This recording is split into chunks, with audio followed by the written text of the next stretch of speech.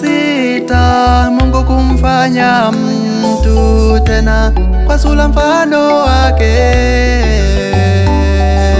Ametumba watu langini mbali mbali, ndugu, hakuna mfano wake. Siku ile ya sita Mungu kumfanya mtu tena kwa sura mfano wake.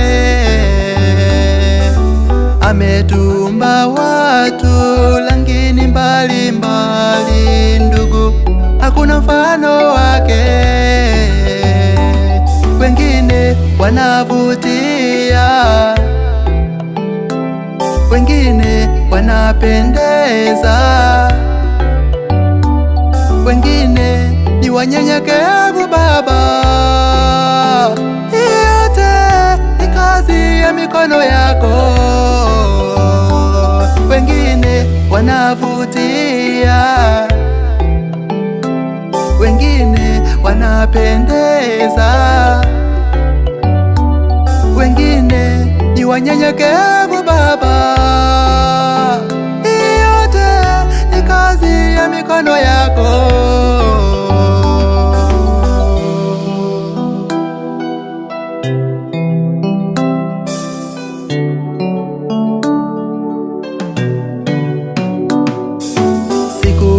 Ya tano Mungu kuviumba vingi viumbe majini na angani.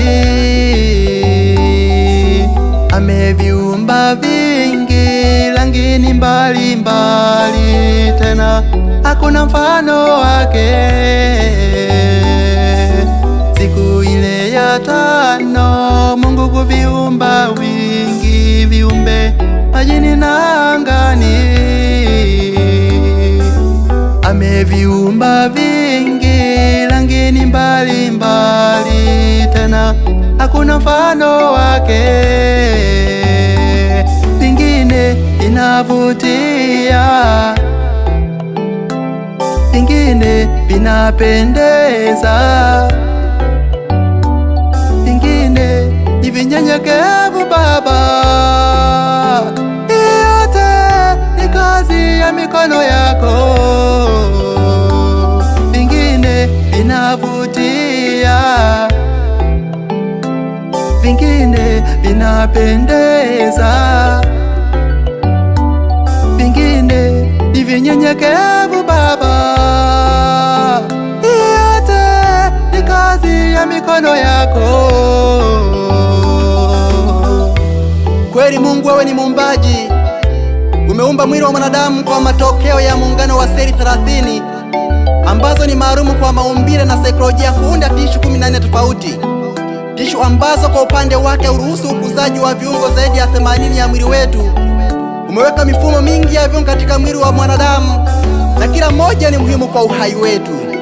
Tunapumua kutoka katika umoja wa viungo ambavyo hufanya kazi pamoja hadi kuleta oksijeni kwa damu na kuondoa carbon dioxide katika mwili wetu. Mfumo huu unatuwezesha kupumua karibu mara 21,000 kwa siku, ukizunguka zaidi ya lita 8,000 za hewa kila siku. Umetuwekea mfumo wa kinga moja iliyoundwa kwa kugundua na kupunguza vitu vyote ambavyo uwepo wao unaweza kusababisha hatari. Ni kinga ya asili ya mwili wetu dhidi ya maambukizo, kwani hutoa majibu kuua vijidudu kabla ya kutudhuru. Mungu, wewe katika miili yetu umetuwekea mikono inayoweza kupanda maua, mikono inayoweza kupanda mahindi. Mungu, wewe ni Mungu mkuu mno. Mungu muumbaji, Mungu